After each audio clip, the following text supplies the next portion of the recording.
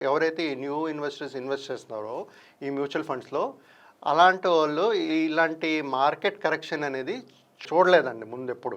Post Covid చూసుకుంటే ఈ new ఇన్వెస్టర్స్‌కి ఇలాంటి వాలటైల్ సిట్యుయేషన్‌లో ఏం చేయాలనేది తెలియక ఈ ఎస్ఐపీస్ అనేది డిస్కంటిన్యూ చేయడం జరుగుతుందండి. సో ఇప్పుడు ఈ ప్రతి ఒక్క ఇప్పుడు ఒకవేళ వాళ్ళది లాంగ్ టర్మ్ ఇన్వెస్ట్‌మెంట్ స్ట్రాటజీ అయితే ఫర్ ఎగ్జాంపుల్ 10 to 15, 20 ఇయర్స్ అనుకోండి. అయ్యేటప్పుడు ఈ వాలటాలిటీ అనేది ఒక ఆపర్చునిటీ.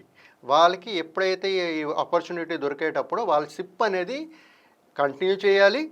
లేదంటే కొంచెం ఇంక్రీజ్ చేసుకునేటట్టుగా చూసుకోవాలి. ఎందుకంటే ఈ చేసుకునేటప్పుడు మనకి ఆ కాస్ట్ యావరేజింగ్ అని జరుగుతూ ఉంటుంది.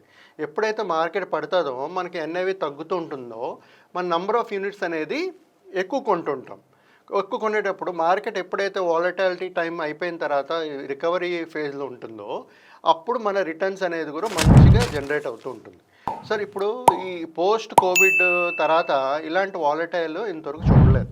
సో ఇదొక వాలటాలిటీ ఎవరైతే న్యూ ఇన్వెస్ట్మెంట్స్ మ్యూచువల్ ఫండ్స్లో వచ్చారో వాళ్ళు ఎవరైతే డైరెక్ట్గా ఇన్వెస్ట్ చేస్తున్నారు వాళ్ళకి ఇలాంటి సిట్యుయేషన్స్ ఎదురవ్వకపోవడం వల్ల ఏం చేయాలో ఎలా చేయాలి ముందుకు ఎలాగ వెళ్ళాలనేది తెలియక వాళ్ళ క్యాపిటల్స్ ఏదైనా లాస్ అయిపోతారేమో అని చెప్పి ఇలాంటి ఎస్ఐపీస్ అన్ని ఆపేయడం కానీ రిడమ్షన్ కానీ చేస్తుంటారు.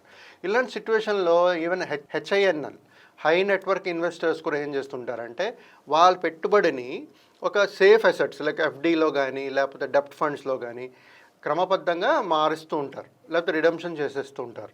సో ఎప్పుడైనా సరే మ్యూచువల్ ఫండ్స్లో వచ్చేటప్పుడు ఇది long term strategy, short term అయితే కాదు. లాంగ్ టర్మ్ అయితే ఎవరైతే మనం 15 years 20 years 12 years 10 years plus invest చేద్దామని వస్తారో వాళ్ళు ఈ ఎస్ఐపీస్ అనేది ఆపకుండా క్రమబద్ధంగా ఇన్వెస్ట్ చేస్తూ పోవాలి.